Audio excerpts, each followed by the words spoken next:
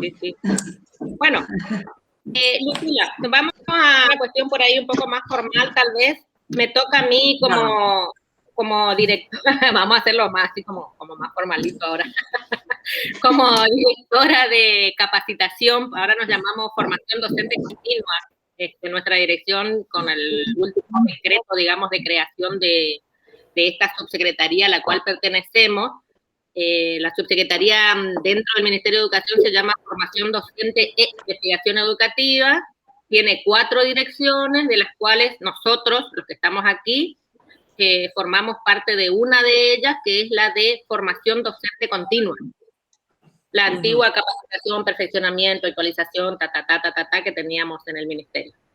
Mis compañeros, los que están presentes, no están todos, pero son parte, digamos, de este equipo que estamos tratando de llevar lo mejor posible y llegar de la mejor manera posible con las mejores propuestas a los casi 150.000, sacamos nosotros entre docentes de todos los niveles, modalidades, superior y docentes sin cargo que tenemos en la provincia. En ese marco nosotros estamos trabajando con las prioridades que establecen las políticas educativas de nivel nacional, los que establece el gobernador en la provincia, el Ministerio de Educación, y obviamente hay temáticas que se repiten, porque son temáticas básicas, entre las cuales, o por las cuales, también se contacta contigo, Claudia, en nombre de la Dirección de Formación Docente Continua.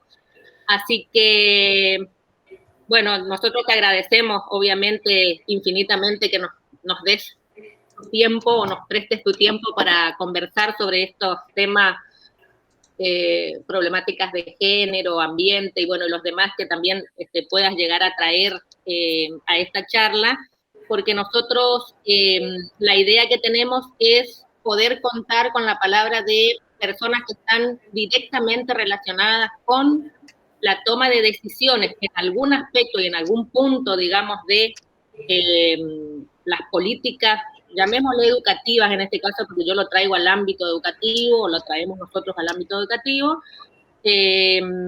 sobre cuestiones que se están trabajando desde el nivel nacional y bajando hacia las jurisdicciones. Así que vos sos en el día de hoy, una convocada, y agradecemos también de nuevo a nuestras compañeras que tienen esos contactos anteriores contigo, como para, bueno, hoy conversar. La idea es poder luego editar esta charla que tenemos contigo y colgarla en nuestra página web. Nosotros contamos con una página web, no sé si ya te compartió Claudia, si no después te la compartimos a propósito de incluir este material. Y obviamente a partir de esto nosotros empezamos como un ciclo de charlas, encuentros con personas o personalidades o todos aquellos que estén implicados en esto que tenga que ver con educar al soberano. Entonces, bueno, esta es la tarea que empezamos contigo hoy, con la temática de, bueno, género, insisto, y ambiente fundamentalmente, más allá de que si a vos se te ocurre traer alguna otra temática a esta conversación también, obviamente te agradecemos. Y bueno, empezamos por ahí. Yo le voy a ceder acá la palabra a Claudia, que es un poco la que estuvo atrás de esto en principio, Claudia Marchioni, como para organizar nada más esta charla, Lucila. Mis compañeros fueron armando algunas preguntas básicas como para empezar la conversación, y por ahí empezamos. Luego, si tenemos un tiempito, hacemos como una especie de ping-pong, si te parece. Y bueno, y después acordamos contigo el tema de cómo presentar ese material. ¿Te parece este esquema? Fantástico. Lo más informal posible. Sí, claro. Bueno, visto que ya. Dale. Bueno, te dejamos, Claudia, entonces. Bueno, Lucila, bienvenida nuevamente. Muchísimas gracias por estar. Y bueno, como le había comentado a parte de tu equipo, el eje de esta entrevista es la importancia de la formación docente sobre todo en las temáticas que vos vas tocando con tu actividad como diputada nacional, ¿no es cierto? ESI, ambiente, después podemos hablar un poquito sobre comunicación, que lo vi, lo colgaron en tus redes.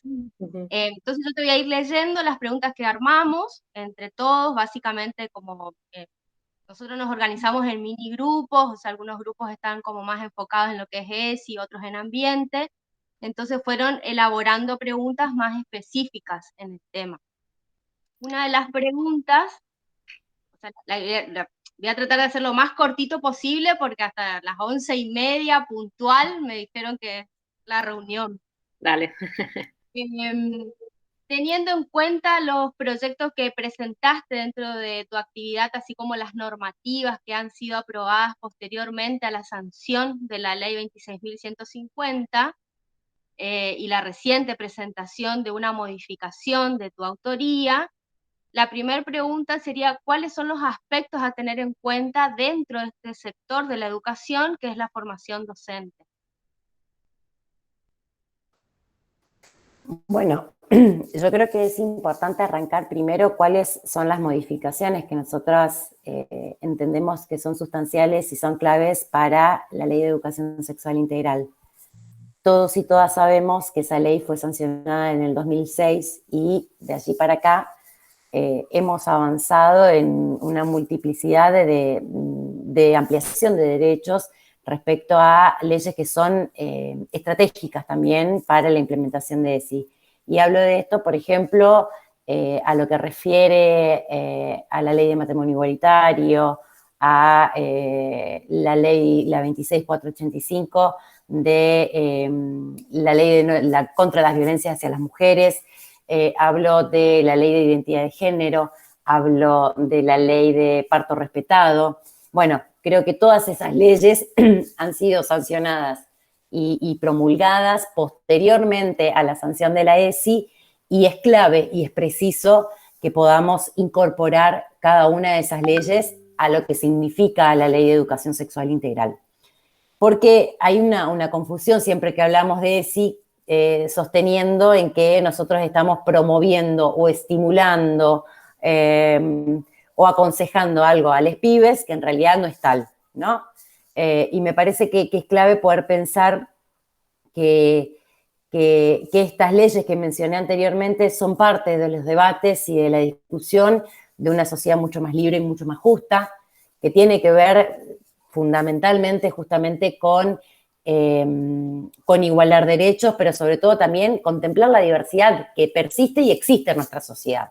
Nosotras no podemos desconocer la multiplicidad de sujetos y de sujetas que existen en el momento de encontrarnos, en el caso particular, en un aula, y es clave poder pensar que la ESI tiene que ver o tiene que ser una herramienta que se pueda ejecutar de manera transversal. Un poco, ayer justamente tuve una reunión con pibes del Frente Estudiantil a nivel nacional para tratar sobre esta ley, y una de las cosas que me decían ellos es, nosotros fuimos garantes de la ley, con todas las resistencias que eso significa, ¿no? Porque nos hemos encontrado con un montón de resistencias para poder garantizar un derecho que es nuestro, y que nosotros fuimos garantes y la peleamos y batallamos y dimos los debates que tuvimos que dar. Por eso nosotras necesitamos y queremos ser protagonistas de esta modificación, ¿no? Entonces, me parece que ahí está el sujeto político o los pibes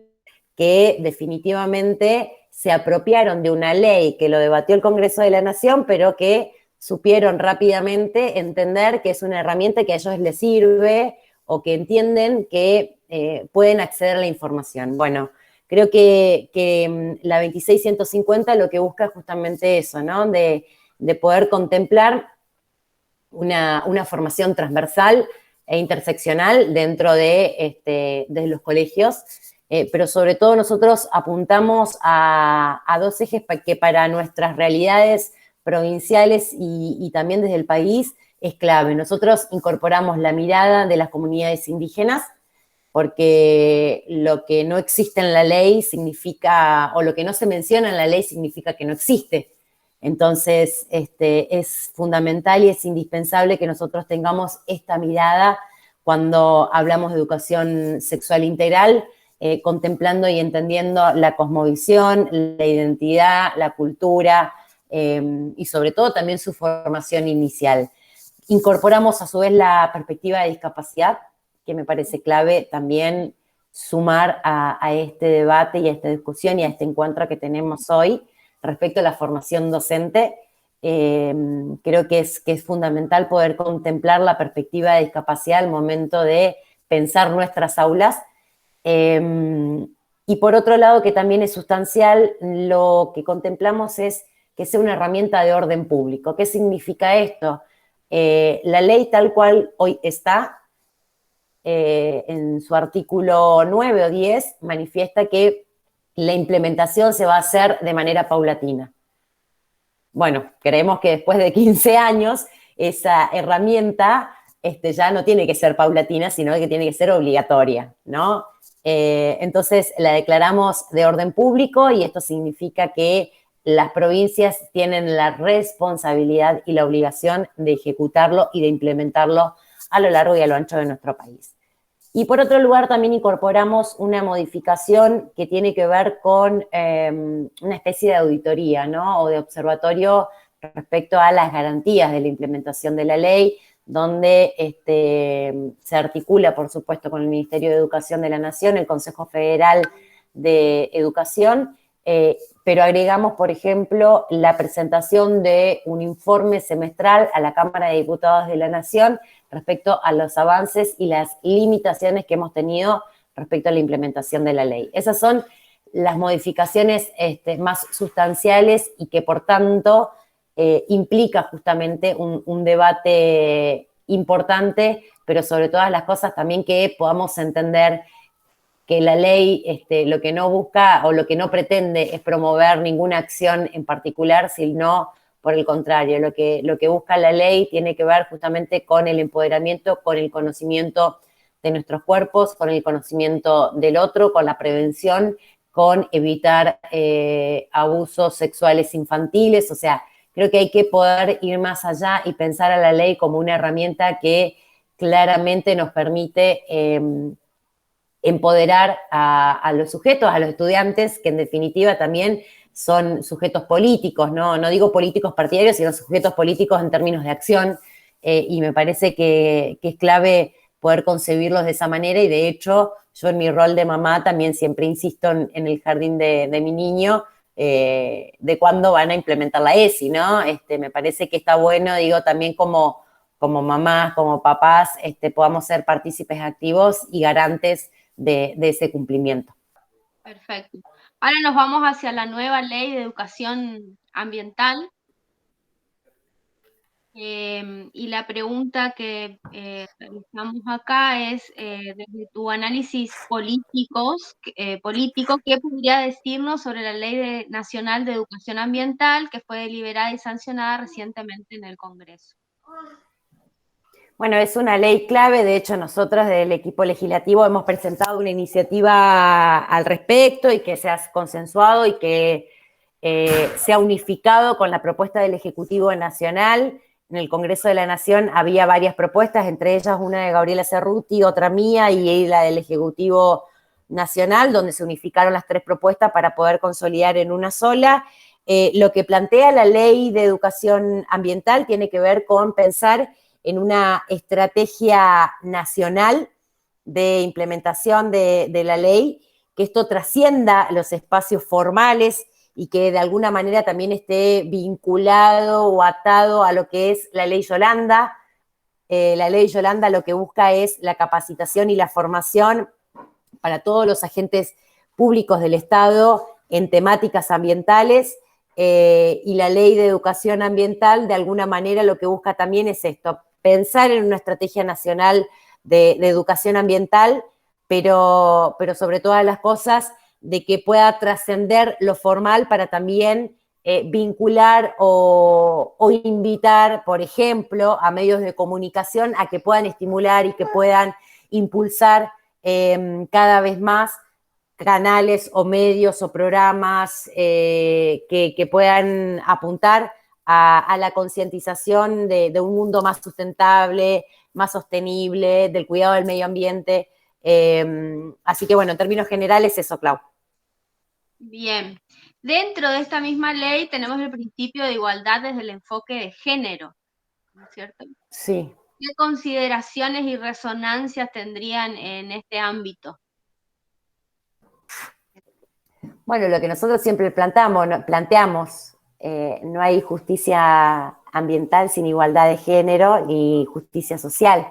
Entonces, cuando hablamos de educación ambiental tiene que ver con empezar a pensar en una mirada interseccional, es decir, no estamos discutiendo el ambiente de manera aislada como una cuestión de la estratosfera y de manera segmentada, sino que justamente tiene que ver de qué manera nosotras pensamos cómo también nuestros cuerpos y la manera de vincularnos, de relacionarnos, de actuar y de interactuar con el medio ambiente tiene una producción de sentido y que eso significa también poder pensarlo desde una perspectiva de género. Un poco, nosotros tuvimos una reunión con Monserrato Loba, con pibes que son de Jóvenes por el Clima, y la verdad que ellos un poco hacen esta mirada y esta interrelación respecto a los debates que en nuestro país se vienen dando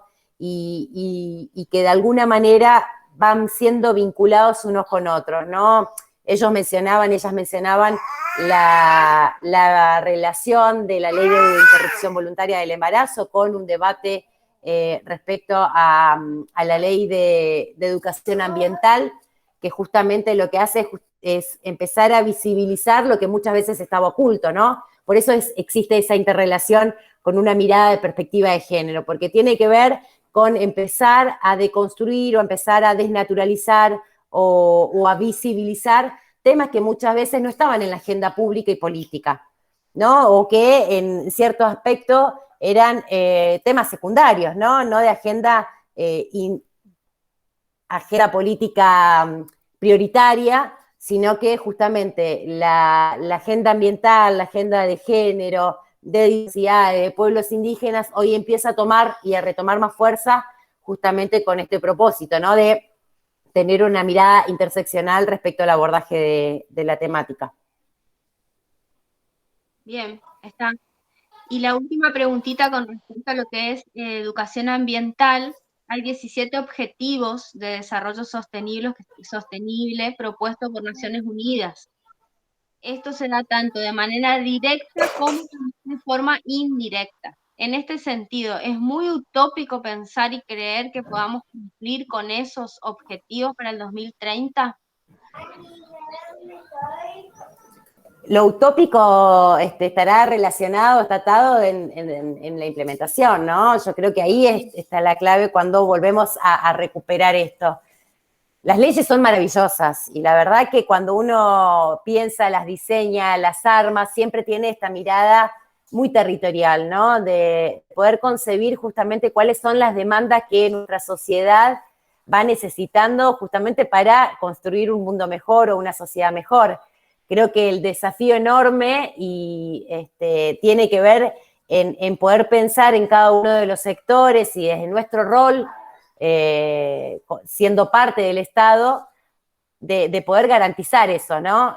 Creo que es clave las organizaciones de la sociedad civil, es clave las organizaciones ambientalistas, es clave una política de Estado en serio respecto al cuidado del medio ambiente, respecto al rol del Ministerio de Educación para poder garantizar la implementación correcta y efectiva de la ley.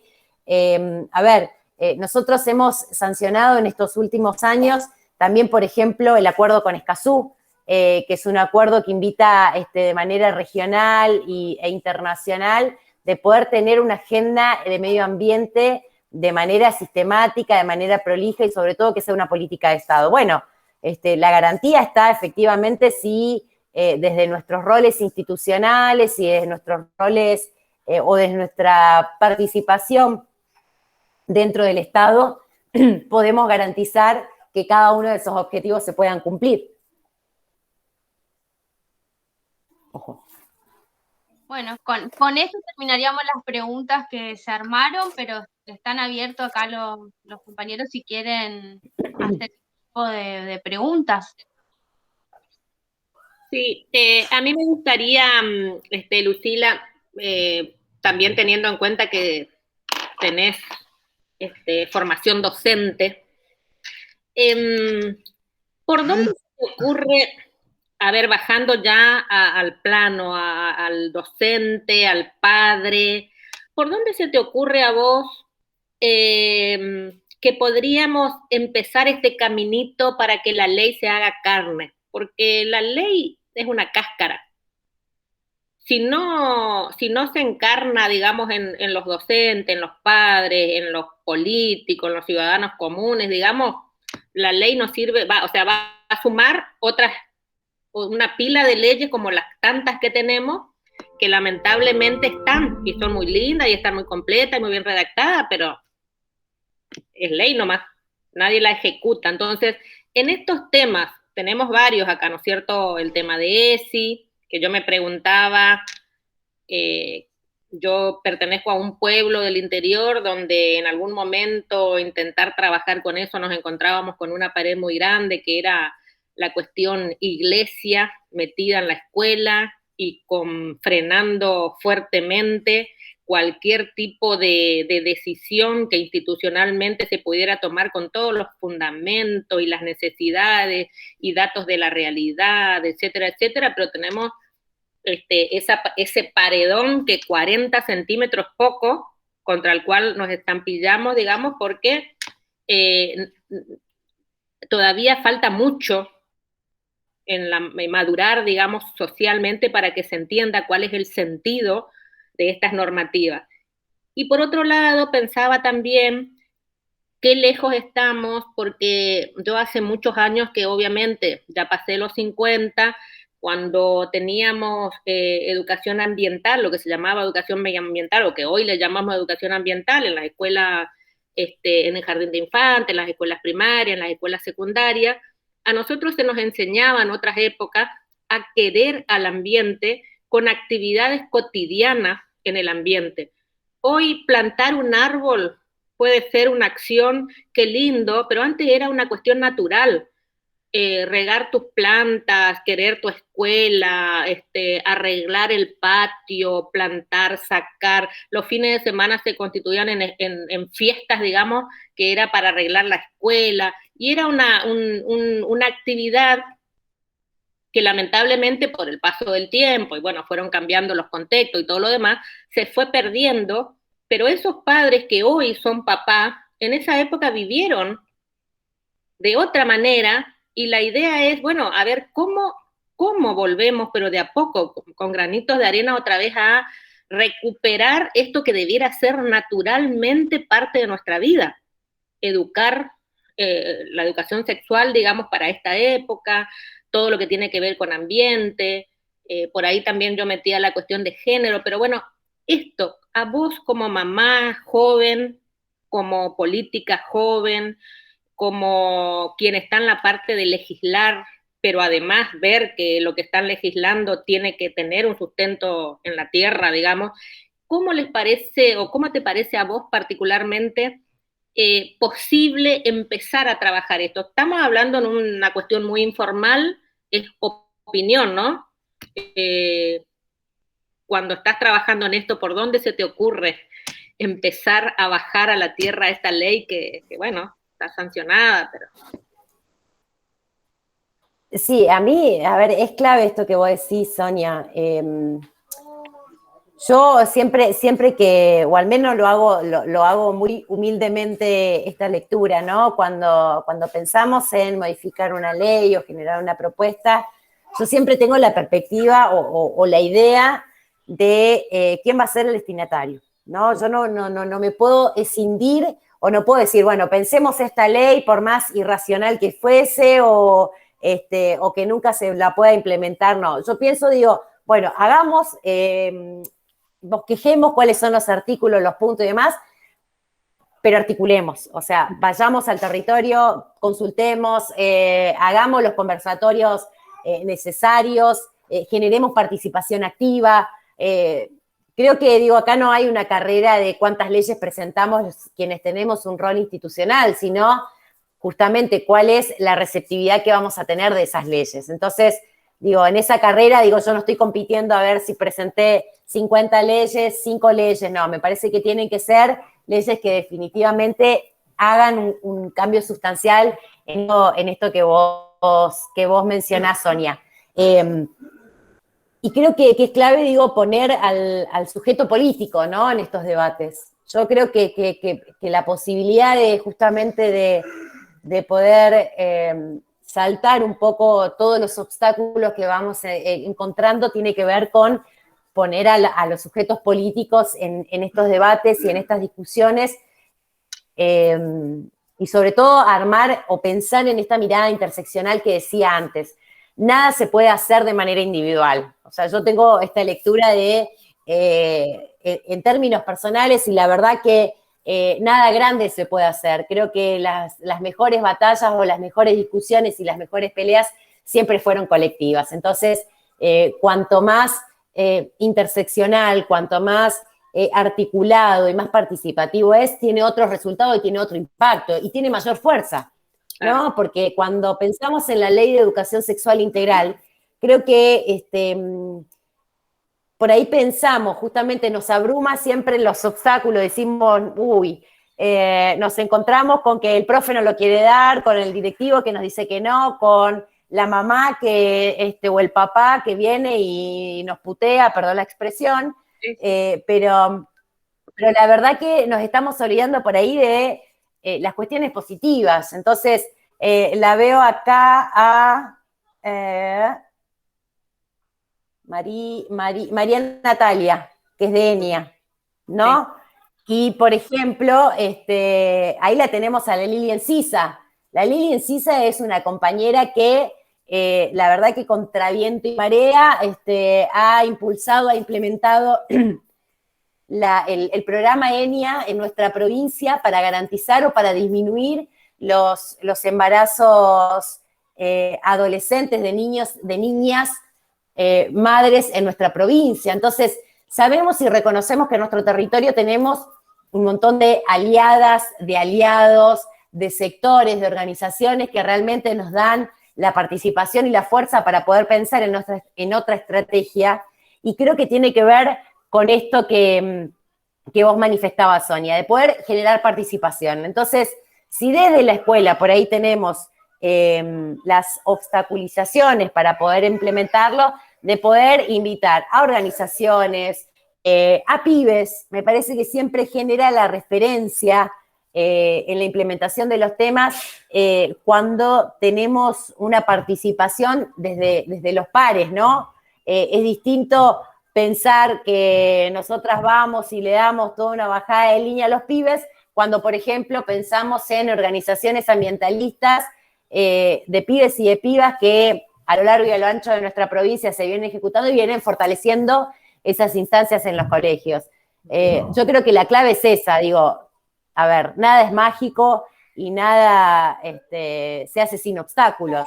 Creo que no hay una receta unificada ni una verdad absoluta, sino hay un proceso de construcción que sí nos tenemos que dar y que me parece fundamental que al menos tengamos estos ámbitos de poder empezar a pensar en cómo construimos esos procesos y de qué manera lo hacemos entre todos y todas para poder justamente garantizar, insisto, derechos que han sido consagrados en las normas y que nosotros somos los que vamos entorpeciendo esos procesos para anteponer incluso nuestras propias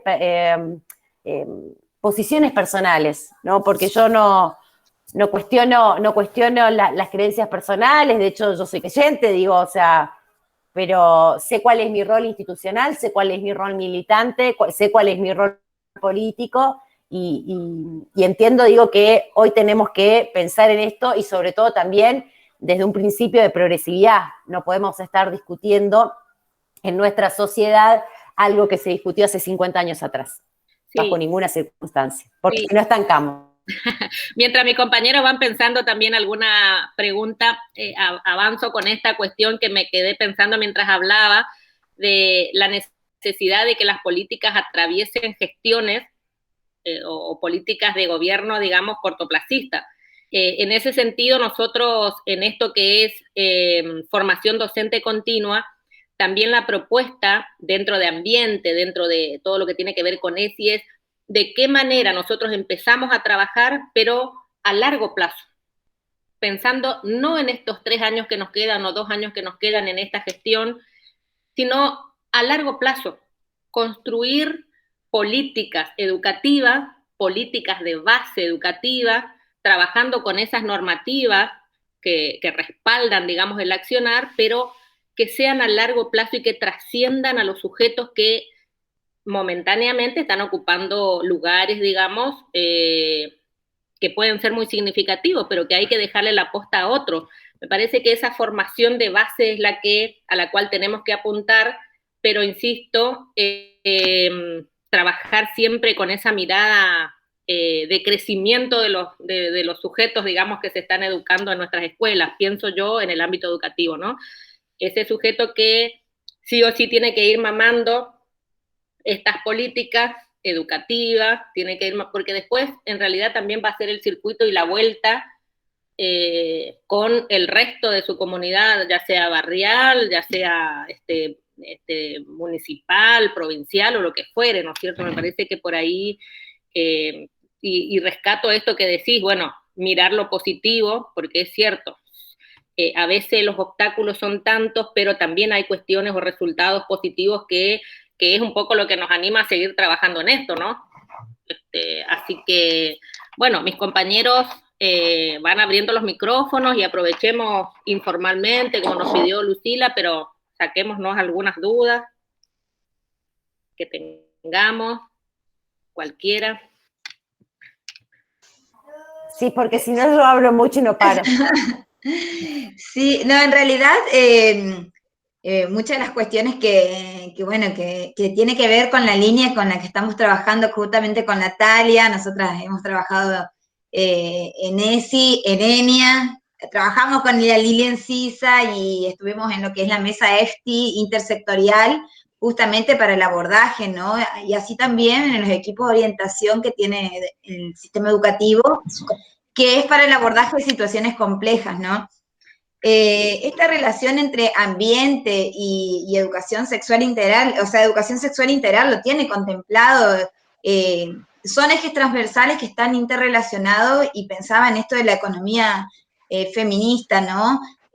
Cómo atraviesa, ¿no? La cuestión del ambiente y cómo atraviesa en relación a la feminización, diríamos, de la pobreza y en las profesiones y también en la salida de la mujer y las disidencias en los espacios públicos, me parece que hace que nos interpela, ¿no? A tener que pensar, y no solo en eso, sino también en la diversidad, y entre esas diversidades también tenemos las vejeces, que sé que es un tema que también te interesa, que los has estado trabajando, que bueno, que has articulado, que has hecho conversatorios en relación a esto, y me parece que también tiene que ver con lo que Sonia plantea, ¿no?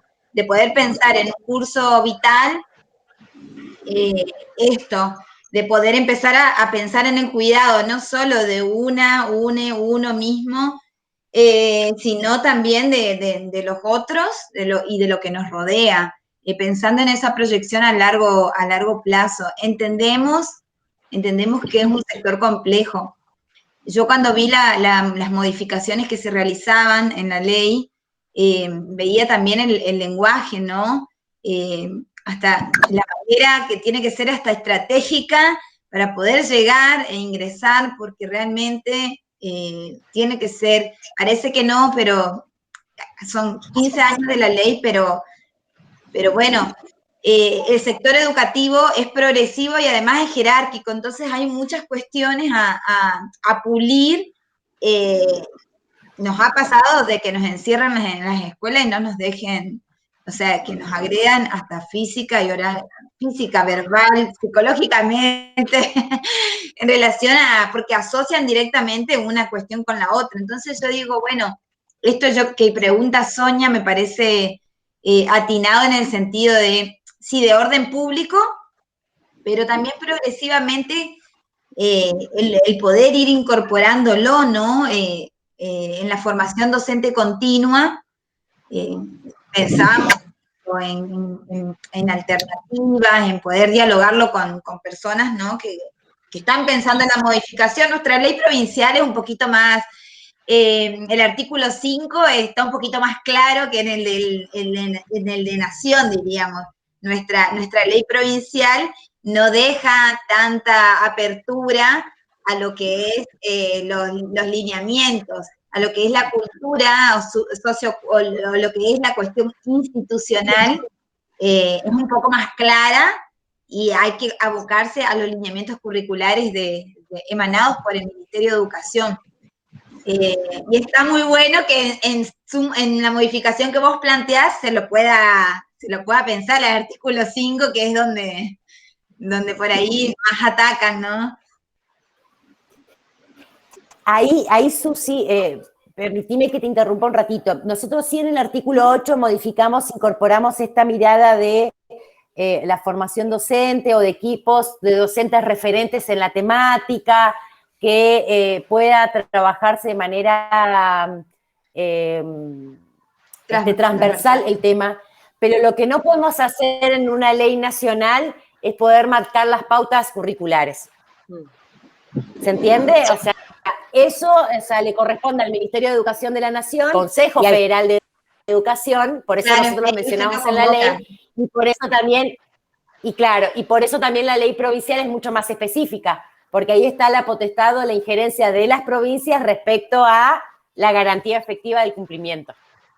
Por eso, por esas razones que nosotros no especificamos, porque no tenemos potestad para hacerlo como poder legislativo. Bien. Bien. Bueno, a ver qué preguntas vamos teniendo, dudas que vamos teniendo. Aprovechemos, por favor, no sean tímidos, somos todos adultos. Vayamos preguntando lo que tenemos. Preguntar el ciclo de talleres de comunicación que lo inician hoy. Si este podría ser un camino, digamos, más allá de que son talleres, supongo que tendrán que ver el cómo y el qué comunicar. Si puede ser el inicio de lo que se refería Sonia, de la aplicación de las leyes, porque sabemos que tienen mucho que ver los medios de comunicación, las herramientas disponibles que tienen los docentes, los jóvenes también. O sea, si este podría ser un inicio de cómo y el qué comunicar la aplicación de las leyes tanto de ambiente y de ESI.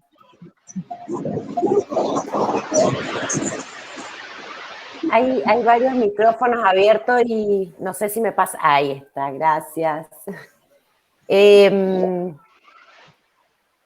Sí, el conversatorio de hoy lo pensamos justamente con esta mirada, ¿no? Nosotros venimos realizando desde el equipo legislativo una serie de encuentros virtuales porque la pandemia no nos permite vernos de manera muy frecuente y con grupos más amplios de manera presencial. Entonces, bueno, utilizamos la virtualidad para poder empezar a construir sentido, ¿no?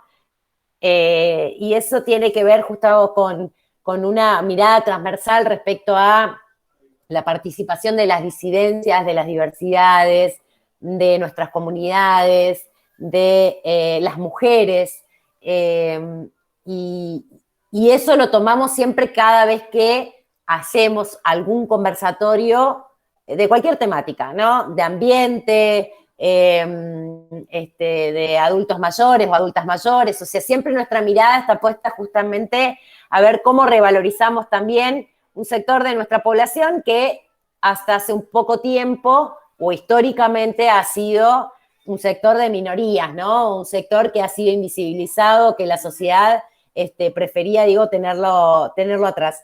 Entonces, en ese marco es que fuimos pensando en coordinación con nuestra vicegobernadora, con Silvia Villavicencio de Radio Nacional, un ciclo de 3 encuentros, que al menos es lo programado hasta acá, pero entiendo también que tiene muy buena repercusión e impacto, porque lo que pensamos es justamente de un eje convocante que tenga que ver de cómo comunicamos con perspectiva de derechos humanos, ¿no? Creo que esto que vos decís, Claudia, la comunicación es clave, ¿no? O sea, todo lo que hacemos o dejamos de hacer se comunica, ¿no? Desde los silencios hasta desde lo que pronunciamos, se comunica. Entonces, me parece que es indispensable, sobre todo, fortalecer a las radios o a los medios de distintas localidades de nuestra provincia, porque muchas veces lo tenemos concentrados en el área metropolitana o en el Gran Resistencia,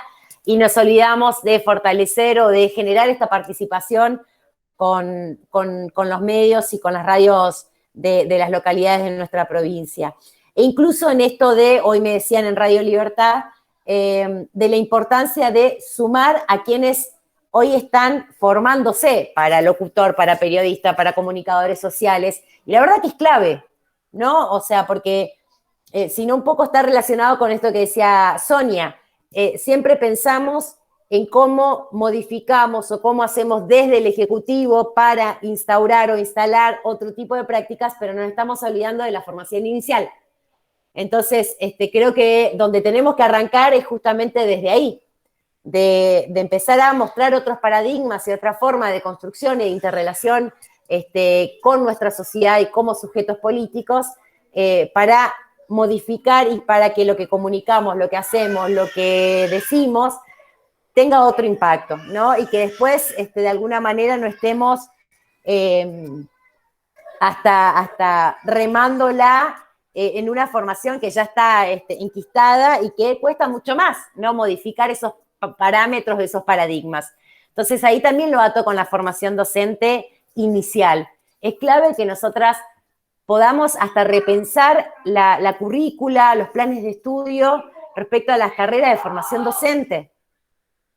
O sea, nosotros tenemos que pensar, yo siempre hago este mismo ejemplo. Yo cuando egresé de la universidad, de la Facultad de Humanidades, egresé sin tener una perspectiva, un paradigma respecto a la utilización de las TICs.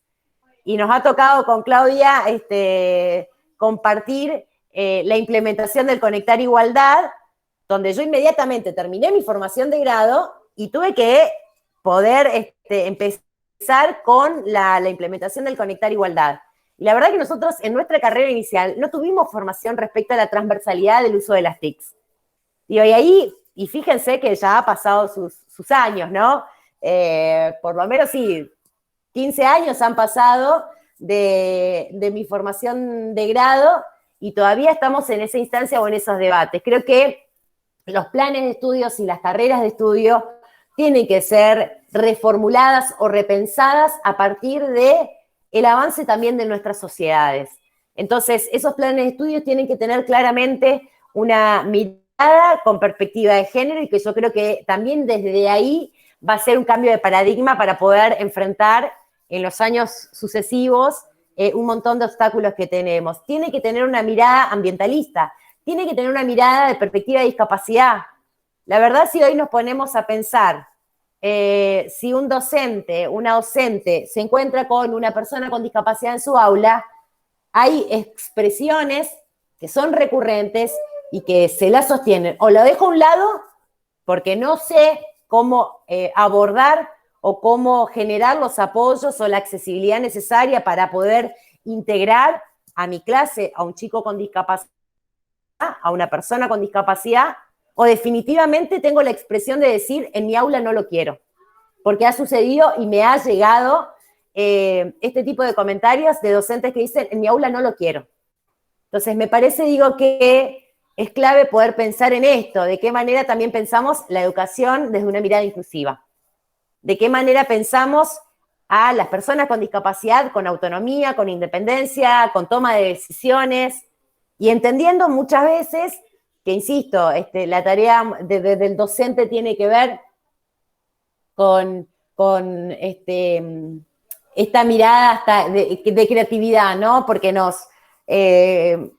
todos somos colegas acá y sabemos que en muchas instancias generamos la creatividad necesaria para poder sumar o para poder estimular o para poder sostener a un pibe que hoy está en nuestras aulas, etcétera. Creo que es indispensable, digo, pensar desde ese aspecto, ¿no? La formación inicial o la formación de grado es sustancial para poder cambiar los paradigmas y sobre todo también las carreras de estudio, contemplando la diversidad que existe y persiste en nuestra sociedad. Tal cual. Carlos, tenía una pregunta en mano. Sí. Sí, yo me había quedado con aquello que la ley se acota en algunas circunstancias por lo que hacen los docentes en las aulas. Y yo agrego que hacen algunas instituciones privadas religiosas también en no adentrarse en el cumplimiento de la ley, ¿no es cierto? Pero mi pregunta avanza un poquito más allá en el tema de ENIA, por ejemplo, en el embarazo no intencional adolescente. Nosotros tenemos leyes en el Código Penal que chocan contra esta práctica de la ley de ESI y de ENIA, ¿no es cierto? Quería saber cómo se la mira desde ahí, desde la legislatura, si se va a modificar, si se va a hacer alguna cosa con las leyes que chocan contra esta ley de la ESI, ¿no? Juan Carlos, ¿podrías mencionar concretamente qué cuestiones son las que vos estás haciendo alusión a, digamos, que chocan con... Ajá. Sí, por ejemplo, en la edad... ¿Qué artículos del código, por ejemplo, Carlos? ¿Qué artículos del código, por ejemplo, modifican? Los artículos yo no los sé de memoria, pero sé que, por ejemplo, en la edad de los chicos o en la edad de las chicas, está penado en el Código Penal que, por ejemplo, que se practiquen un aborto. Y nosotros vamos con una ley que sí, que incluso promocionamos el aborto, que no es que promocionamos, sino que decimos que es un derecho de las mujeres. Y ¿cómo hacemos con esa ley que choca? Porque el chico que está haciendo eso está cometiendo un delito desde el punto de vista del Código Penal, no desde la ESI, ¿no? Claro, ahí Juan Carlos, por ejemplo, ahí Juan Carlos, por ejemplo, respecto a lo de que es IVE, interrupción voluntaria del embarazo, sí se han modificado esos artículos del Código Penal. Sí, o sea, la ley es muy clara en eso respecto a no tipificar como delito, ¿no? Porque si estamos hablando de ampliación de derechos y si estamos hablando, me parece muy bien tu corrección y fue muy acertada, esto de que no estamos estimulando una práctica de aborto, estamos reconociendo un derecho y una situación que las mujeres atraviesan en nuestro país y que sabemos que las mujeres mueren por abortos clandestinos. Entonces, insisto, la ley viene a consagrar un derecho más que tiene que ver y que está íntimamente relacionado con la Ley de Educación Sexual Integral. Porque es clave, digo, pensar en ese ciclo. Es necesario tener la información para prevenir, es necesario tener los métodos anticonceptivos justamente para evitar cualquier aborto, pero es necesario que el Estado también pueda garantizar una práctica segura para aquellas mujeres que por determinados factores de la vida deciden o definen efectuarse una práctica de aborto. Nosotros, a ver, un caso emblemático que ha sucedido en la provincia de Chaco, en el caso de Charata, de una docente que también ha acudido a hacerse una práctica en las condiciones más o menos dignas y sin embargo terminó falleciendo justamente por no estar reglamentado o por no estar acompañado del Estado. Entonces, creo que en eso sí, déjame ser incisiva y aclarar que la ley de IVE sí ha modificado esos artículos del código para no tipificarlo como delito. Pero sí estaría bueno, Carlos, que si vos tenés por ahí un detalle de cuáles son los artículos del código que hacen inconsistencia respecto a la ley de educación sexual integral, que sí me lo pases. Te puedo mencionar el 119, que es el del abuso sexual, por ejemplo. Nosotros tenemos ahí las edades bien definidas, de 14 para abajo y sin consentimiento, por ejemplo, es una violación. Ponele que a vos te toque una chica de 13 años embarazada. y cómo vos haces si es un delito, diríamos, que ella haya concebido a los 13 años, ¿viste? Para mí es un contrasentido. Es una pregunta que yo hago para saber cómo trabaja la legislatura del Departamento Técnico Legal para ver esa situación, ¿no es cierto? Ver una chica de 12, 13 años, nosotros vemos comúnmente, y vos lo mencionaste hoy, por ejemplo, en las comunidades alejadas de acá, las comunidades de los aborígenes, en esas comunidades se da el embarazo a muy temprana edad, 11, 12, 13 años. ¿Cómo podemos hacer, como dijo la directora Sonia, para que se haga carne esta ley y que se pueda viabilizar todos esos problemas, para que lleguemos a la comunidad y que, bueno, y que sea una cosa natural? Acordate que nosotros tenemos un chico aborigen condenado por violación, y él vivía con la chica, y la chica tenía 13 años y estaba embarazada. Por eso es mi duda, nada más, por eso quería saber. Tenemos esos casos nosotros, así que están de cabeza, diríamos. La consulta, Juan Carlos, a ver si yo termino de entender. 2 chicos menores, claro, donde una chica está embarazada de otro menor, de otro menor, digamos, sí, por el cual es un delito. Exacto. De la violación, como está tipificado en el Código Penal, pero además, sí, en el 119, por eso pregunto, la consulta es cómo se trata al varón, digamos, violador, delincuente, pongámosle para esta ley, y a esta niña que está embarazada, que también es menor de edad. Por ahí viene la consulta. Claro, viene la consulta porque se contraponen las leyes, diríamos, y tendrían que ser orgánicamente como una cadena y funcionar mancomunadamente, diríamos. La ley ESI y el Código Penal. De manera, o sea, imbricados, es decir, imbricados. ¿Cómo? ¿Por qué suceden estas cosas? Porque en todo caso lo que podemos... A ver, sí, Lucila. No, sí, Sonia, no te quiero interrumpir. Lo mío es breve. No, que por ahí suceden estas cosas porque justamente las leyes se van diseñando y se van actualizando, se van realizando en tiempo, o en momentos o en tiempos distintos. Y obviamente digo que eso son inconsistencias respecto a la interrelación o a la articulación de cada una de las leyes, pero son errores humanos que muchas veces las podemos remendar o las podemos actualizar justamente cuando revisamos las leyes. Esto que vos hoy nos manifestás o nos remarcás es clave para poder identificar justamente si en el Congreso de la Nación se han presentado iniciativas que apunten a este sentido, en este aspecto que vos mencionás, o en su defecto, nosotros generar esas modificaciones, esas presentaciones que puedan salvar esa instancia de contradicción, porque está claro que ahí estamos dejando baches abiertos para que se puedan prender un sector y otro respecto a objetar la implementación de determinadas leyes, ¿se entiende?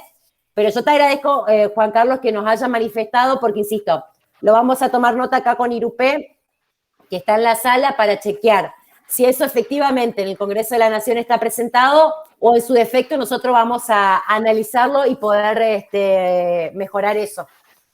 Bueno, le agradezco. Gracias.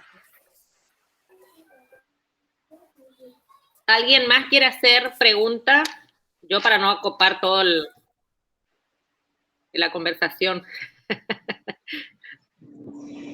A ver. Tan tímidos mis compañeros. Bueno, Lucila, 2 cuestiones.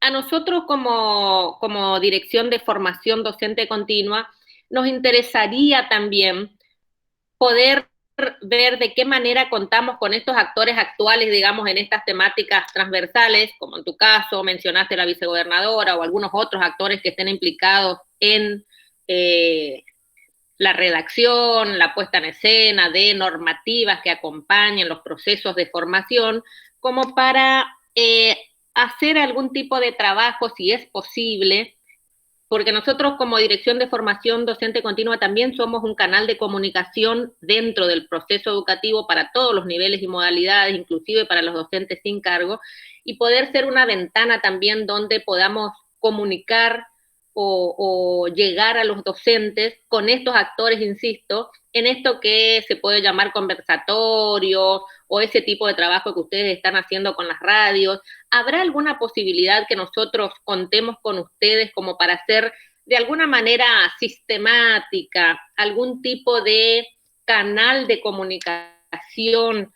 Pueden ser entrevistas. Yo pensaba en la BBA, vieron esas entrevistas que hace en los medios de comunicación, que me parece sumamente interesante. Son entrevistas cortas, puntuales, donde determinados actores pueden brindar información o respuesta que a lo mejor vienen desde la misma comunidad docente en este caso, o de la misma comunidad de padres a través de los docentes en este caso, y nos parecería sumamente positivo si ustedes nos pueden acompañar de esa manera. Esa es una cuestión. Y la otra, nosotros ya tenemos en carpeta un Congreso Iberoamericano de Formación Docente Continua para octubre, el 6, 7 y 8 de octubre, donde nos gustaría también poder de alguna manera contar con ustedes como actores principales, digamos, de estas temáticas para intervenir en alguno de estos días, mañana o tarde, con la modalidad que a ustedes les parezca oportuna o conveniente para lo que quieran trabajar, porque también es otra ventana donde nosotros podemos llegar también a esa comunidad docente de los diferentes niveles y aportar en algo, acercar algún tipo de trabajo, experiencias, avances, lo que nosotros podamos llegar a contribuir, digamos, como proceso de formación continua, justamente. No sé si es posible, si podremos contar contigo y a través tuyo con otros actores a nivel nacional, provincial, municipal, del ejecutivo, del legislativo, del judicial, de cualquiera de los poderes, pero en realidad es como armar como una agenda con estos actores e ir armando también un temario acotado, con tiempos acotados, previamente planificados, obviamente, para no generar ningún tipo de sorpresa, sino que sea algo preparado, planificado, me refiero, y nosotros poder utilizar nuestra página web como canal de comunicación. ¿Es posible pensar en algo así? Todo es posible, Sonia. Por ahí pienso, digo, si vos puntualizás en estos temas que hoy charlamos para seguir profundizándolo, para, esto, ESI, medio ambiente, discapacidad, nos referimos a esos ejes como para poder seguir promoviéndolos. Exacto. Sí, bien. Sí, hay compañeras y compañeros recontra expertos y especialistas en los temas. Empezar también yo de hecho lo voy a transmitir a la vicegobernadora que tuvimos esta reunión y que estuvimos charlando sobre estos aspectos, porque me parece que es clave y de hecho la vicegobernación trabaja en el seguimiento de la Ley de Educación Sexual Integral y en una conformación de equipo interdisciplinario y de monitoreo para la efectiva y correcta implementación. Entonces, mucho más oportuno de que Ana pueda estar al tanto de estos encuentros y de este espacio, pero sí pensar, por ejemplo, en otras compañeras, Sonia, que vienen trabajando y tienen trayectoria en los temas. Pienso en Marisa Herrera, que es especialista, digamos, en derecho de familia, con perspectiva de género, es penalista. Pienso en Dani Vilar, que es legisladora nacional y viene trabajando muchísimo la temática de medio ambiente. Pienso en Jóvenes por el Clima, que la verdad que a mí me volaron la cabeza cuando hicimos el conversatorio. Pienso en Marcela Méndez de la UNLA, que es la Universidad de Lanús, respecto a la perspectiva de discapacidad. hay un montón de actores que vienen trabajando muy fuertemente cada una de estas temáticas y que aportan muchísimo en los debates y sobre todo también en empezar a diseñar o diagramar otras instancias que siempre desde la experiencia y desde recolectar justamente todos esos saberes hace que la producción y por ahí las estrategias que podamos diseñar sean mucho más productivas.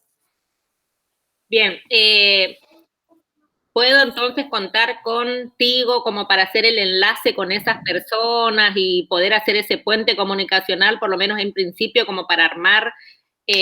Yo pensaba en algo así como conversaciones previas, a lo mejor, como para ponerle un marco, como las preparatorias para un congreso. Supongamos que lo presentamos en ese marco, de esas temáticas u otras que sean transversales, porque nosotros estamos hablando acá de ambiente ESI, educación inclusiva o discapacidad, digamos.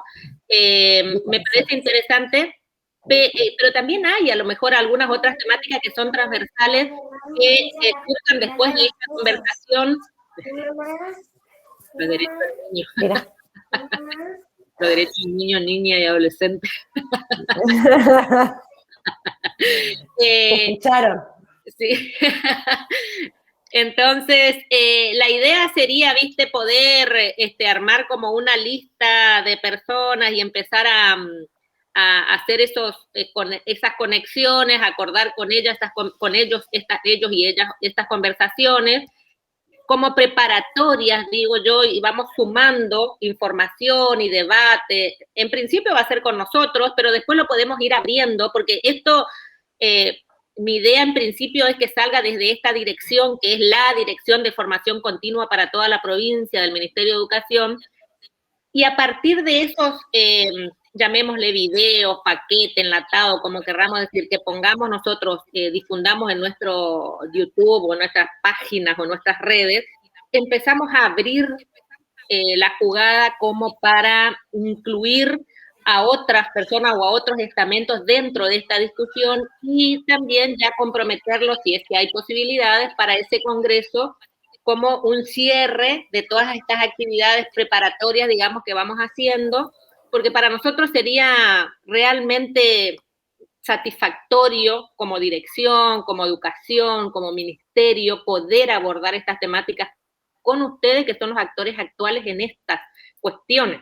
Por eso me parece interesante los nombres que nos fuiste dando, pero más que eso necesitamos las conexiones, digamos, y ahí te vamos a solicitar si nos podés conectar desde la vicegobernadora y todos los otros agentes que estuviste mencionando a nivel nacional, provincial, que son personas preparadas, digamos, y con las cuales podríamos contar. La idea es poder preparar algo bueno, que esté bien planificado, con el consentimiento de las partes, que esté bien presentado, que esté bien editado, con el consentimiento de los interesados, digamos, como para poder ir presentando estos paquetitos con una mirada un poco más allá, que sería en octubre el cierre en ese congreso.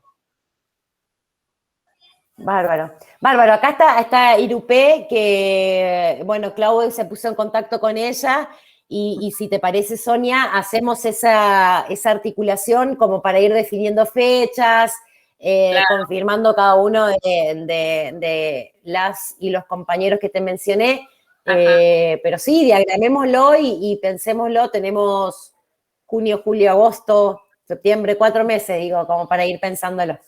Por eso, podemos... Previo al congreso que vos decís. Sí. Le voy a pedir a Claudia, digamos, que ya es la que inició todo este canal de comunicación, que sea la intermediaria entre nuestra dirección y tu equipo, como para ir haciendo este intercambio, digamos, y que vos nos vayas apuntando. Obviamente, Lucila, podemos volver en otro momento contigo también. Obvio. Avanzando con estas temáticas, porque ahora tuvimos como un panorama general, y ahora nosotros mentalmente nos organizamos y empezamos específicamente a trabajar en cada una, porque ahora fue como un popurrí de cosas, ¿no? Un primer encuentro, digamos. Pero después la idea sería poder avanzar con cuestiones a lo mejor más específicas o más concretas o proyectos. Siempre comunicando previamente, digamos. Yo no voy con el tema de la sorpresa, pero por una cuestión de que a veces uno queda expuesto sin necesidad cuando están las respuestas, o hay que buscarlas previamente como para dar una comunicación mucho más certera, digamos, mucho más acotada, o a lo mejor más específica, pero para el que está escuchando, porque yo pienso en el destinatario, ¿no? El destinatario acá es docente y papá, que directa o indirectamente son los que después van a replicar esa información, o a su vez van a devolver con preguntas, digamos, o consultas, que nosotros la idea es hacer una especie de circuito, digamos, si es posible, y si no, vamos transmitiendo, y cuando sea posible nos va mandando algún tipo de respuesta o lo que fuere, ¿no? Muy bien, ¿quién más? Después, no me digan que ¿por qué no le pregunté esto? ¿Por qué no? Pero acá en el momento. No, yo le agradezco porque siempre hay como un miedo, un temor en las escuelas, ¿no es cierto?, de poder trabajar interdisciplinariamente, no solo interdisciplinariamente, sino con los equipos interdisciplinarios. Hay como una resistencia y un temor a este trabajo conjunto, y por ahí eso que usted dice de generar algunas estrategias digamos, fortalecimiento para el trabajo con los equipos interdisciplinarios, la verdad que sería muy bueno, y me gusta que, como lo dice usted, estar pensando en estas cosas, porque es lo que se necesita en las escuelas, básicamente. Así que le agradezco la respuesta. Sí, gracias, yo quería destacar una en relación a esto que por ahí Sora planteaba, ¿no? El tema de las escuelas, que hace años que se viene trabajando fuertemente en que les docentes puedan también habilitarse, ¿no?, a dar educación sexual integral, pensar interdisciplinariamente en articulación, pero siempre pensándolo en términos también pedagógicos, ¿no? Tanto de manera transversal como curricular, pero poder habilitarse. Por eso entendemos que, la ley fue del 2006, pero que pasaron muchos años, y hay un montón de normativas nuevas que se modificaron, y entre esas están varias de tu autoría también, que tienen que ver con esto del parto respetado. Todo esto está incluido en una de las últimas resoluciones, inclusive del Consejo Federal de Educación, y que creo que es muy importante por ahí esto, poder empezar a pensarse, habilitarse como docentes en dar la ESI, desde el momento en que, de manera áulica, institucional y comunitaria. Entonces, cuando uno lo empieza a pensar de esa manera, empezamos a cambiar nuestras prácticas, nuestras instituciones, las podemos empezar a ver, ¿no?, a transformar, que es la idea, transformar esas prácticas pedagógicas. Me parece que tiene que ver con esto que vos me estás diciendo, Lucila, de pensarlo colectivamente, tiene que ver con esto, ¿no?, de poder pensarnos en conjunto, con las otras áreas, ¿no?, teniendo en cuenta también nuestro quehacer docente, que es una práctica social, ¿no? Así que... Me encanta esto que decís, Susi, ¿viste? Porque vos, a medida que vos hablás, yo voy como maquinando y pensando en otras cosas. Hay algo que a nosotros, desde nuestra formación inicial como docente, siempre nos depositan en lugar del saber, ¿no? Históricamente nosotros a los docentes, a las docentes, nos dicen, vos sos el lugar del saber, vos no podés decir no sé, vos no podés equivocarte, vos tenés que ser la referencia para tu alumno, para tu estudiante, etc. Y creo que también, yo soy muy crítica hasta con eso, ¿no? De empezar a desarmar esta cuestión que nos pone un abismo o, un distanciamiento respecto al estudiante y los docentes. Hay veces que está bueno decir no sé. Y que aparte invite a la reflexión con el otro. Ahí es cuando nosotros pensamos que definitivamente el estudiante tiene un rol central en esa articulación y en esa transmisión de saberes. Cuando decimos, a ver, no sé, voy a investigar el tema, porque la verdad que me interesa tu pregunta, o, a ver, decime vos, ¿qué pensás respecto a ese tema? Yo creo que con la ESI pasa eso, ¿no? De ahí un temor generalizado respecto a impartir o implementar la ESI por el temor que significa a que me pregunte algo y yo no sepa cómo responder.